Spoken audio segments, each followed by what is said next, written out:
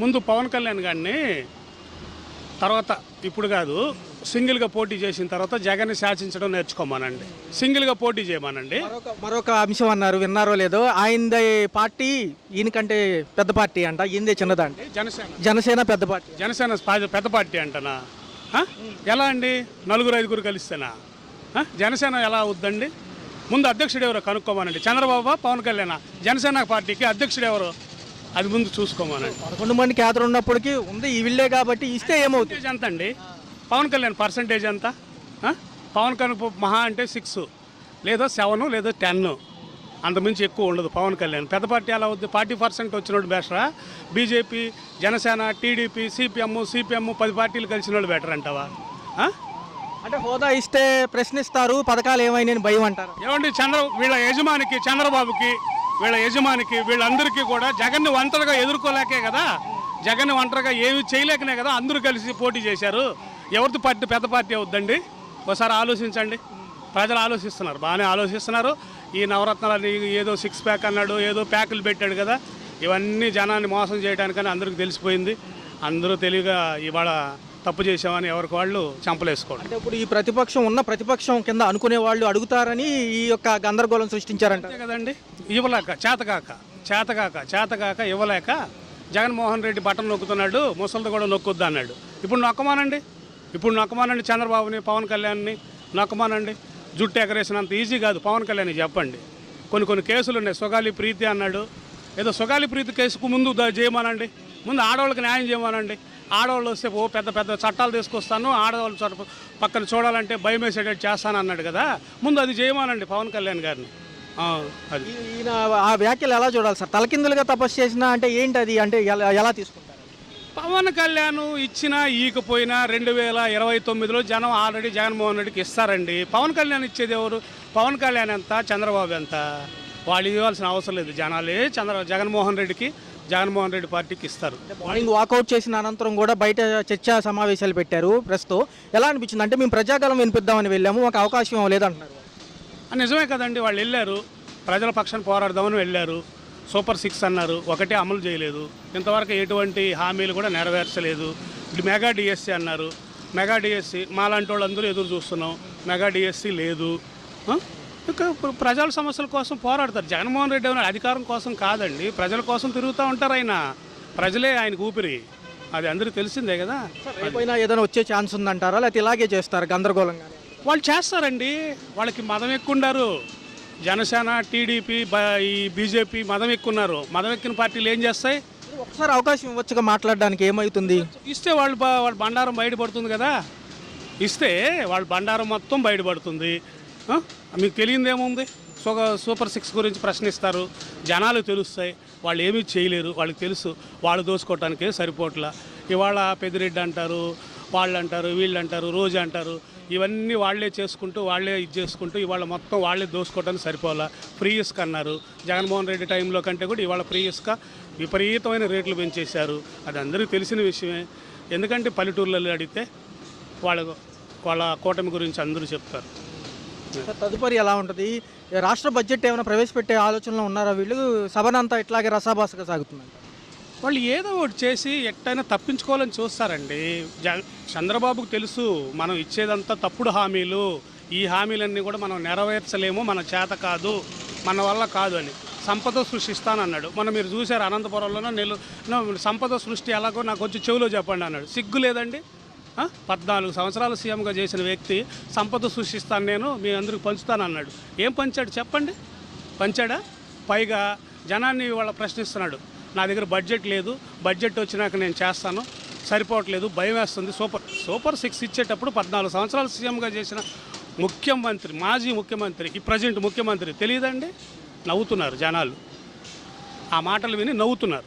Pawan Kalyan address లేకుండా వెళ్ళిపోతాడు. ఆయన కూడా ఒక మాట అన్నారు, మీరు తలకిందులుగా తపస్సు చేసినా ఈ 5 ఏళ్ల పాటు మీకు ప్రతిపక్ష హోదా ఇవ్వము, కావాలంటే ఫారెన్ కంట్రీ జర్మనీ వెళ్ళిపోండి అంటున్నారు పవన్ కళ్యాణ్ గారు జగన్. వీడు లండన్ వెళ్ళిపోతాడు, ఆ లండన్ ఫ్రెండ్లో ఉంది కదా, అక్కడికి వెళ్ళిపోతాడు వాడు. అర్థమైందా? జగను ఇక్కడే పుట్టాడు, ఇక్కడే పెరుగుతాడు, ఇక్కడే ఉంటాడు, ఇక్కడే మొగోడై అనిపించుకుంటాడు. వీడు అడ్రస్ లేకుండా వెళ్ళిపోతాడు. ఒక మాట అన్నారు, వైసీపీ పార్టీ కంటే జనసేన పార్టీ పెద్దదంట, ఆ పార్టీ చిన్నదంట. ఎన్ని సంవత్సరాల నుంచి చేస్తున్నావు నువ్వు నీ బతుక్కి? ఎన్ని సంవత్సరాల నుంచి చూస్తున్నావు? వాడు పుట్టుకాని వచ్చి వాడు ఈ రాజకీయంలోనే ఉన్నాడు. వాడు పుట్టుకతోనే వాడు బంగారు పాదాలతోనే పుట్టాడు. వీడికేముంది, బొచ్చుకు ఉన్నాయా? బొచ్చుగాడికి తరిమి కొట్టాలి అట్లాంటి ఈతగాడిని. తరిమి కొడతారు జనాలు, అట్లా కొట్టారు.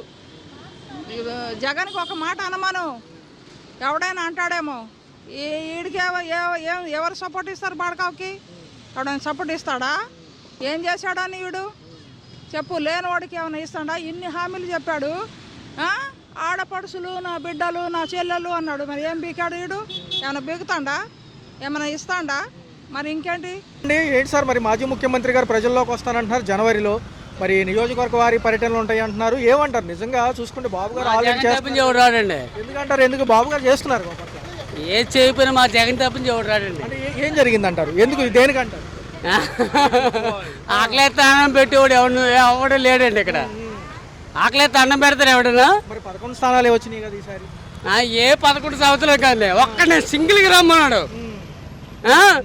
ఇలా అందరూ కలిపి ముగ్గురు ఇంకోటి రారు కాదండి, సింగిల్కి రావాలి. ఎందుకంటారు? అంటే సింగిల్గా రాలేకపోయారంటారు ఈయన. సింగిల్కి రావాలి కాదండి. ఈయనేమంటారంటే బీజేపీలో భాగస్వామ్యం కాబట్టి అమరావతి పోలవరం అవుతాయి, ఈసారి ప్రజలు వేచి చూడాల్సిన పని లేదని బాబు గారు అంటున్నారు. ఎంతవరకు నిజంగా చేయగలరా? ఒకసారి దున్ని చూడమండి. ఆకలిస్తే పొలం దున్ని చూడమండి. అంటే మాటలు చెప్పే ప్రభుత్వమేనంటారా?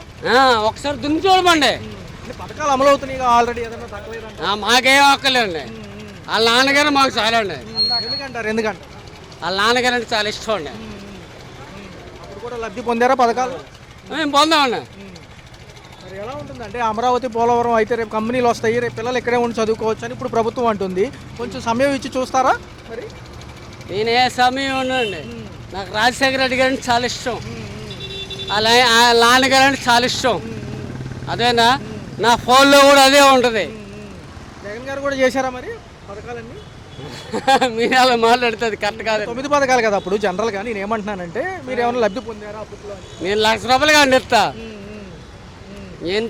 ఎన్ని లక్షలు కట్టాను కాదు, లక్షల వాళ్ళ నాన్నగారు చాలా ఇష్టం. 2029 ఎవరు అంటారు? మళ్ళీ 2029 ఎలక్షన్స్ ఉన్నాయి కదా. జగనే. ఓకే. మా అన్ని అంటే అంత బలుపు బాగుందంటారు అంతే. ఆయన పాలన బాగుందంటారు? ఆయన పాలన బాగుంది. ఏది ₹10 ఇచ్చి వెళ్ళిపోవడమా? ₹10 ఇచ్చి వెళ్ళిపోతా ఇక్కడి నుంచే. బాగానే ఉంది అయితే అంతా. ₹10 ఇచ్చి వెళ్ళిపోతా ఇక్కడి నుంచే అంటున్నావు. ఇంట్లో కూడా పెన్షన్ అయిన సమయానికి వస్తున్నాయి, ఏమన్నా డిలే అవుతుంది? ఏ డిలే లేదు. ఐ లవ్ జగన్ అన్న. Okay okay. నమస్తే అండి. చూసుకున్నట్లయితే రాష్ట్ర ప్రభుత్వాలకు సంబంధించి పరిపాలన ఎలా అనిపిస్తుంది? కూటమి ప్రభుత్వం ఎన్డీఏ భాగస్వామ్యంలో ఉన్నారు కాబట్టి చెప్పినట్టుగా సంక్షేమము ఒక పక్క డెవలప్మెంట్ ఎలా ఉంది? ఏదైనా కొంచెం సమయం ఇస్తేనే లాంగ్ టర్మ్ మనం చూడొచ్చు అనేది ప్రభుత్వ వాదన. ఏమంటారు? సార్ ఇది ఖచ్చితంగా కరెక్టే. ఎవరికైనా సరే కొంచెం సమయం ఇవ్వాలి. మనము సమయం ఇస్తేనే ఎక్కడైనా అభివృద్ధి అనేది పాల్గొనే ఛాన్స్ ఉంటుంది. బట్ స్టిల్ ఏమంటే నాకున్నంత వరకు కొంచెం డిలే అవుతుందని అనిపిస్తుంది. ఎందుకంటే మిడిల్ క్లాస్ వాళ్ళకి బిజినెస్ జరిగితేనే అందరూ కొంచెం డెవలప్మెంట్ అయ్యే ఛాన్స్ ఉంటుందండి. ఎప్పుడైతే మిడిల్ క్లాస్కి డెవలప్మెంట్ కనబడదో అప్పటి వరకు ప్రభుత్వం కూడా పెద్దగా సక్సెస్ అయినట్టు నాకు అనిపించడం అండి. ఎందుకంటే కార్పొరేట్ వాళ్ళకి ఏ ప్రభుత్వం ఉండకపోయినా వాళ్ళ పని వాళ్ళు జరుగుతుంది. కానీ మిడిల్ క్లాస్కి మాత్రం ఖచ్చితంగా ప్రభుత్వం అనేది సహకరించాలి. వాళ్ళకి ఎంతో కొంత అండగా ఉంటేనే మిడిల్ క్లాస్ వాళ్ళు అభివృద్ధి చెందే అవకాశాలు ఉంటాయండి. ఈ పీపీపీ విధానంలోనే వైద్య కళాశాల ప్రైవేటీకరణ చేసి 70% పేదవాళ్ళకు అంటున్నారు. అత్యాధునిక పరికరాలు అప్పుడే మాకు కొంచెం వీలుగా ఉంటుంది సమీకరించడానికి అంటున్నారు ఈ హాస్పిటల్స్లో. మరి ప్రైవేటీకరణ జరిగితే నిజంగా పేదవాడికి కొంచెం ఈ వైద్యం అందుతుందంటారా? మామూలుగా ఒక ఊహ ఉంటుంది కదా సార్. వైద్యం విషయంకి చెప్తే ఏ పేదవాడు కూడా పెద్ద పెద్ద హాస్పిటల్స్లో వెళ్ళి వైద్యం చేయించడం అనేది చాలా కష్టం సార్. ఈ ఏళ్ళు మీరు చూస్తే విజయవాడలో జస్ట్ ఓపీనే ₹800 ఉంది సార్. ఈ ఒక పేదవాడికి అయితే ₹800 ఓపీ కట్టడం అంటే చాలా చాలా ఇబ్బంది. అండ్ దీంట్లో గవర్నమెంట్స్లో అయితే ఇంకా కొంచెం డాక్టర్స్ పెరిగితే బాగుంటుంది, ఇంకొంచెం ఫాస్ట్గా ట్రీట్మెంట్ ఇస్తే బాగుంటుంది. సో వాళ్ళే కొంచెం పేదల పట్ల చాలామంది పేదవాళ్ళు హాస్పిటల్స్ వెళ్ళడానికే భయపడతారు. అక్కడ ఏమైనా మందులు సరిగ్గా ఉండకపోవచ్చేమో. సో ఇలాంటి భయాలు కూడా వాళ్ళు కొంచెం దూరం చేసి ఒక ధైర్యం ఇస్తే, మందు కంటే ముందు ధైర్యం ఇస్తే సో బాగుంటుంది అనేది నా అభిప్రాయం సార్. సార్ ఒక పక్క ఏమో 5 లక్షల గృహ ప్రవేశాలు జరుగుతాయి వచ్చే ఉగాది కల్లా, ఏపీ టిట్కో ఇల్లు కానివ్వండి ఇవన్నీ అంటుంది ప్రభుత్వాలు. పేదవాడికి మరి సొంత కళ ఇల్లు ఉండాలి అనేది కొంచెం ఇప్పుడు కార్యాచరణ దాల్చిద్దంటారు ఈ ఉగాది కల్లా చెప్తున్నారు సార్. నిజంగానే పేదవాళ్ళకి అది చెందితే బాగుంటుంది. అది కార్యకర్తల వరకు నిమిత్తం అయిపోతూ ఉంది. సో పేదవాడి వరకు అది చేరుతుందనేది కొంచెం చూసుకోవాలంటున్నా అంతే. సార్ మాజీ ముఖ్యమంత్రి గారు ఓడిపోయిన నియోజకవర్గాల్లో ప్రజలకు అండగా ఉండమంటున్నారు ఓడిపోయిన నాయకుల్ని. మరి ఎలా ఉండబోతుంది? కేడర్ను బలోపేతం చేయడానికైనా ఉండండి, ఎలక్షన్ సమయంలో చూసుకుందాంలే అనే ఒక చిన్న ఏదైతే ఉందో నెగ్లిజెన్స్ వద్దంటున్నారు. మరొకసారి ఏదైతే బాగా నిర్లక్ష్యం ఉన్న నియోజకవర్గాల్లో మేము మార్పులు ఉంటాయి అంటున్నారు. మరి ఎలా ఉండబోతుంది సార్? మరొకసారి బలోపేతానికి ఏదైతే ఉందో జనవరిలో ఆయన కూడా మళ్ళీ జిల్లాల యాత్ర అంటున్నారు. మరి ఎలా ఉండబోతుంది? పాజిటివ్నెస్ వస్తుందా పాత ప్రభుత్వం? సార్ పాలన ప్రభుత్వమైనా ప్రతిపక్షం ప్రభుత్వమైనా ఇద్దరూ యాక్టివ్గా ఉండాలి సార్. అప్పుడే జనాలకి చెందాల్సిన అన్నీ జరుగుతాయి. వీళ్ళిద్దరిలో ఎవరు ఇన్యాక్టివ్గా ఉన్నా కూడా ఎవరికి పెద్దగా ఉపయోగం ఉండకపోవచ్చు. అది సార్. సార్ రాబోయే పంచాయతీ ఎలక్షన్స్ ఎలా ఉండబోతున్నాయి? గ్రామాల్లో కొద్దిగా అక్కడ లోకల్లో కొంచెం గట్టిగా ఉంటుంది కదా అభిమానం ఏదైనా కానీ. మరి చూసుకుంటే ఈ విధానంలో చూసుకుంటే మరి 2026 3 నెలలు ఇంకా కాల పరిమితి ఉన్నా కానీ ముందే కండక్ట్ చేస్తుంది. మరి ఒక మున్సిపల్ ఎలక్షన్స్ కూడా ఉన్నాయి అంటున్నారు. ఈ విధానంలో చూసుకుంటే ఎలా ఉండబోతుంది? ప్రజలు ఏమన్నా మారతారంటారు సార్? ఎలక్షన్స్ పరంగా చెప్పుకుంటే కొంచెం ముందటి ఎలక్షన్స్కి ఇప్పుడు ఎలక్షన్స్కి చాలా తేడా వచ్చినట్టు అనిపిస్తుంది సార్. ఎందుకంటే ముందు అనేది ఒక నాయకుడు వచ్చి నిలబడేవాళ్ళు, ప్రజలుగా అండగా ఉండేవాడు, ప్రజల్లో మధ్య ఉన్నవాళ్ళు అండ్ ప్రజల కోసమే పనిచేసే వాళ్ళు ఉండేవాళ్ళు. ప్రస్తుతం ఏమంటే డబ్బులు ఉన్నవాడు, సో వాళ్ళు ప్రజల మధ్య లేకపోయినా, ప్రజలకి తెలియకపోయినా డబ్బు బలంతోనో లేకపోతే రాజకీయ బలంతోనో నిలబడే వాళ్ళు ఉన్నారు. సో మళ్ళీ ప్రజల్లో నుంచి ప్రజల కోసం ప్రజా బలం కోసం వచ్చే వాళ్ళ నాయకులు నిలబడితే బాగుంటుందని అనుకుంటున్నాను. అండి ప్రస్తుతం రాష్ట్రంలో 18 నెలల పరిపాలన కూటమి ప్రభుత్వం పైన బీజేపీతో అనుసంధానమై ఎన్డీఏ భాగస్వామ్యంలో ఉన్నారు కాబట్టి ఈ విధి విధానాలు ఎలా ఉన్నాయి? గతంతో పోల్చుకుంటే పనులు బాగా ఫాస్ట్ అవుతున్నాయి, స్లో అవుతున్నాయి? పనులు అయితే అవుతున్నాయి. బట్ ఏంటంటే ఇప్పుడు ఎందుకంటే కంపెనీ ఇప్పుడు ప్రభుత్వం ఏర్పడిన తర్వాత ప్రీవియస్ ఇప్పుడు చూసుకుంటే వర్క్లు అయితే బాగానే అవుతుంది. డెవలప్మెంట్ మనకు కనిపిస్తూ ఉంది, ఇప్పుడు కనిపిస్తూ ఉంది, మీరు చూస్తూ ఉన్నారు కాబట్టి. ఇంకా మొన్న రీసెంట్గా వైజాగ్లో కూడా ఒకటి అయ్యింది. At the same time IT development కూడా జరుగుతూ ఉంది, ఇండస్ట్రియల్ కూడా వస్తూ ఉన్నాయి. సో ఉపాధి కూడా మెరుగ్గా ఉంది లాస్ట్ ఇయర్తో పోల్చుకుంటే ఇప్పుడు కూడా. ఒక కుటుంబానికి వచ్చేసరికి 25 లక్షల వరకు బీమా పథకం అమలు చేస్తున్నారు. రేపు 2026 ఏప్రిల్ 1 నుంచి ఏదైతే గతంలో నెట్వర్క్ హాస్పిటల్స్లో వచ్చిన బకాయిల ఇబ్బంది వల్ల ఆరోగ్యశ్రీ ఆగిపోవడం ఇవన్నీ మళ్ళీ లైన్లో పెట్టాలని వీళ్ళు స్టార్ట్ చేశారు సార్. 25 లక్షలు అంటే పర్లేదా? ఒక పెద్ద బడ్జెట్ ఇచ్చినట్టేనా?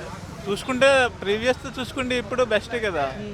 బడ్జెట్ 25 లక్షలు అంటే నార్మల్ ఫ్యామిలీకి అదే బిగ్ అమౌంట్. అదే సార్ రాబోయే ఈ ఉగాది కల్లా కూడా 5 లక్షల ఏదైతే ప్రభుత్వ గృహాలు ఓపెన్ కాబోతున్నాయి, గృహ ప్రవేశాలు పేదవాళ్ళకి గతంలో పెండింగ్ పెట్టినవి అన్నీ కూడా లైన్ ఆర్డర్లో వస్తుంది అంటున్నారు. ఎలా ఉంటుంది? మంచి విధానం. ఇదొక బెస్ట్. ఎందుకంటే ఇప్పుడు రెగ్యులర్గా చిన్న నార్మల్ ఫ్యామిలీకి అనేది గృహం అనేది ఇల్లు అనేది ఒక కళ. ఈ కళ అనేది నెరవేర్చడం అనేది ఒక ఛాలెంజింగ్ అనమాట. ఇప్పుడు లాస్ట్ ప్రభుత్వం చూసుకుంటే అప్పుడు పెండింగ్ అన్నీ అలాగే ఉండిపోయినాయి. ఆ తర్వాత ఇస్తా అన్నారు, ఇవ్వలేదు. ఇప్పుడు ఈ ప్రభుత్వం వచ్చిన తర్వాత వాళ్ళని డిస్ట్రిబ్యూట్ చేస్తాను కాబట్టి కొద్దిగా బెస్ట్ అనుకోవచ్చు. త్వరలో పంచాయతీ ఎలక్షన్స్, నగర పురపాలక మరియు ఈ మున్సిపల్ ఎలక్షన్స్ అంటాం కదా మన భాషలో, ఇవి ఉన్నాయి కాబట్టి ప్రజలు కూడా చూస్తూ ఉన్నారు. ఒక పక్క సంక్షేమ పథకాలు అమలవుతున్నాయి. ఎలా అనిపిస్తుంది? ప్రజలు ఎటుంటాయంటారు ఈసారి? ఇప్పుడు ఏంటంటే ఇప్పుడున్న ప్రభుత్వం మనకి అన్నీ మెల్లమెల్లగా చేసుకుంటూ వెళ్తూ ఉంది. ఏదైనా మీరు చూసుకొని సరైన నాయకుడిని ఎంచుకుంటే మనకి సపోర్టింగ్ ఉంటుంది. ఒక మాటలో చెప్పాలంటే ప్రైవేటీకరణలో కొంతవరకు చేస్తే బాగానే ఉంటుంది అనేది ప్రభుత్వ వాదన. మెడికల్ కాలేజీలో ప్రైవేటీకరణ చేస్తే ఆధునికమైన క్వాలిటీ గల పరికరాలు వస్తాయి, ఏదైతే ఎక్విప్మెంట్ ఉంటుందో అది ఉంటే కొంచెం వైద్యం అనేది బాగా జరుగుతుంది. రెండోది దానికి ఒక అకౌంటబిలిటీ ఉంటుంది. ప్రభుత్వ హాస్పిటల్ అనేది కొంచెం నిర్లక్ష్యం ఉంటుంది అనేది బాబు గారు వాదన. 70% మా అండర్లోనే ఉంటుంది. ఇది పీపీపీ విధానం అని గతంలో చెప్పారు. బాగుంటుంది అలా. సో ఇప్పుడు ఏంటంటే ఇప్పుడు గవర్నమెంట్ ఎట్లా ఆలోచిస్తుంది అంటే ఇప్పుడున్న సిచ్యువేషన్ బట్టి డెవలప్మెంట్ గురించి ఆలోచిస్తుంది. ఇప్పుడు గవర్నమెంట్ మొత్తం అన్నీ తీసుకుని డెవలప్ చేయాలంటే అవ్వదు కదా. సో దాన్ని బేస్ చేసుకొని కొన్ని ప్రైవేట్ ఇండస్ట్రీ కంపెనీకి కానీ ప్రైవేట్ ఏజెన్సీస్కి కానీ హ్యాండ్ ఓవర్ చేయడం జరుగుతుంది. సో దాన్ని మనం ఆలోచించాలి. ఎందుకంటే మనకి డెవలప్ కావాలి. ఇప్పుడున్న సిచ్యువేషన్ బట్టి ఐటీ కానీ ఏదైనా ఎక్విప్మెంట్స్ కానీ కావాలనుకుంటే గవర్నమెంట్తో అవ్వదు. సో అందుకని వీళ్ళు ఏంటంటే వాళ్ళు కూడా ఆలోచించి ప్రైవేట్ సంస్థకి హ్యాండ్ ఓవర్ చేసి డెవలపింగ్ ఇంకా ముందుకి టెక్నాలజీ కానీ దాన్ని బట్టి చూసుకొని పంపిస్తారు అనమాట. ఒక లాస్ట్ క్వశ్చన్ సార్, మాజీ ముఖ్యమంత్రి గారు ఏమంటున్నారంటే ఎలాగో ఓడిపోయిన నియోజకవర్గాల్లో ఖాళీగా ఉండకుండా మళ్ళీ బలోపేతం చేయండి క్యాడర్ని, అక్కడ ఉన్న క్యాడర్ని ఏదైతే ఉందో లేకపోతే ఇన్ఛార్జీలు మార్చాల్సి వస్తుంది అంటున్నారు. అంటే ప్రస్తుతం ప్రభుత్వం పాత ప్రభుత్వం ఫామ్లో లేదు కాబట్టి ఓడిపోయి ఉన్నారు కాబట్టి మళ్ళీ దిద్దుబాటు చర్యలు ఎంతవరకు ఉపయోగకరంగా? పాత ప్రభుత్వం గురించి నాకు అంత ఐడియా లేదు, వాళ్ళ ప్లాన్లో వాళ్ళు ఉంటారు, ఇంకా దానికి మనం చేయడానికి ఏం లేదన్నమాట. అంతా బాగానే ఉంది అయితే ప్రెసెంట్. సార్ వైజాగ్ విశాఖపట్నం పెట్టుబడుల సదస్సు యాక్చువల్లీ మాది వైజాగ్ అండి, మేము రీసెంట్గా ఇక్కడ విజయవాడ షిఫ్ట్ అయ్యాం. బాగానే ఉంది సార్, ఇక్కడ కూడా డిస్టర్బెన్స్ ఏం లేదు, పొల్యూషన్ అలాంటిది ఏం లేదు, క్లీనింగ్ అనేది ప్రాపర్గా అవుతుంది, డిస్టర్బెన్స్ అయితే ఏం లేదు సార్, బాగానే ఉంది. అండి చూస్తే 18 నెలల కూటమి ప్రభుత్వ పాలనలో ఏ అంశాలు బాగా ఫాస్ట్గా వెళ్తున్నాయి, ఏ వేసులో?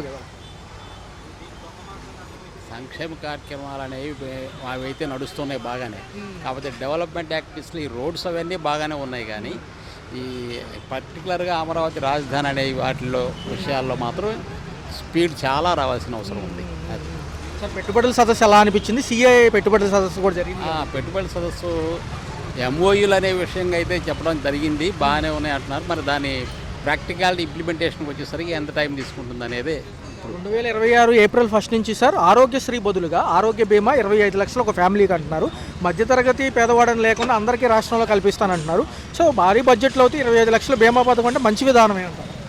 పర్లేదండి, అది మంచి విధానమే, కాకపోతే మరి దాన్ని ప్రాక్టికల్ ఇంప్లిమెంటేషన్లో ఎలా ఉంటుందనేది చూసుకోవాలి. ఇప్పుడు ఉన్న వాటికే ఆరోగ్యశ్రీ పేమెంట్ సరిగా పే చేయట్లేదు, అటువంటిప్పుడు మరి ఇది అట్రాక్టివ్గా ఇస్తున్నారు కానీ దాని ఎంతవరకు సాధ్యం అవుతుంది అనేది మళ్ళీ ఇలా ప్రాక్టికాలిటీలు ఎంతవరకు అవుతుంది అనేది చూడాలి. ఉగాది కల్లా కూడా 5 లక్షల ఏదైతే గృహాలు ఉన్నాయో ప్రభుత్వం ఇచ్చేయి టిడ్కో ఇల్లు అంటారు కదా సార్, అవి ఆ కార్యాచరణ దాల్చుతాయి అంటున్నారు. ఎలా అనిపిస్తుంది?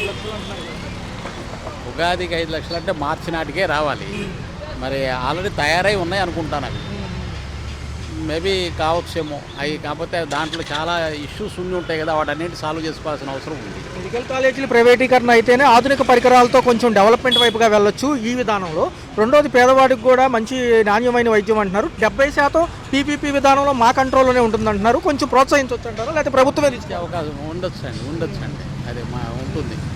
దాన్ని ఈ సిస్టమ్ని కంటిన్యూ చేయించవచ్చు, ఎందుకంటే ఆల్రెడీ చూస్తున్నాము గవర్నమెంట్ ఆస్పెక్ట్స్లో ఉంటే వాటిదంతా ఏ విధంగా జరుగుతుంది. కానీ ఇక్కడ కొంచెం క్లియర్గా వెళ్ళినటువంటి పేషెంట్కి మంచిగా చక్కగా జరిగే అవకాశాలు ఉంటాయి. అంటే ఆల్రెడీ గవర్నమెంట్ కంట్రోల్ ఉంటుంది అని అంటున్నారు కాబట్టి ఇది బెటర్ కాన్సెప్టే.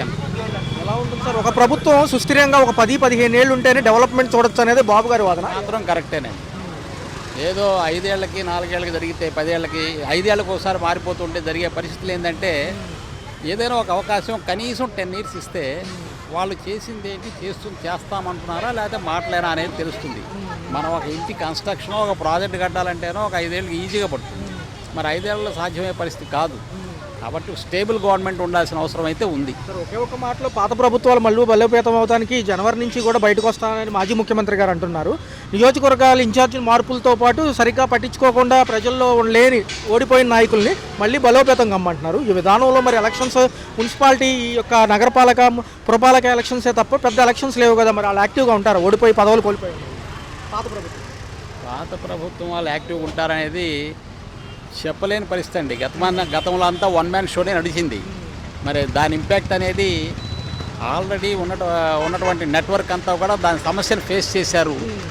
మరలా ఆ నమ్మకాన్ని వాళ్ళు ఎక్కడ తీసుకొచ్చుకోగలరు? రెండోది ఆ టైంలో ఏంటంటే ఎంప్లాయ్మెంట్ పరంగా కూడా యూత్ పరంగా కానీ ఎడ్యుకేషన్ పరంగా చాలా కొంచెం ప్రాబ్లమ్స్ అనేది ఫేస్ చేశారనేది అందరికీ తెలిసిన విషయం. మరి వీళ్ళు కొంత ఆస్పెక్ట్స్ చూపిస్తున్నారు, కానీ అది ఇంకా ఇంకొక 1 yearలో కానీ కరెక్ట్గా అవుతుంది. కాకపోతే అల్టిమేట్గా స్టేబుల్ గవర్నమెంట్ ఉండటం వల్ల రాష్ట్రం అనేది అభివృద్ధి చెందడానికి అవకాశాలు ఉంటాయి. హలో, తెలుగు రాజ్యం ఛానల్ చూస్తున్నారా? సామాజిక రాజకీయ జీవన చిత్రణే తెలుగు రాజ్యం. అతిశయోక్తులు అసత్యాలు ఉండవు.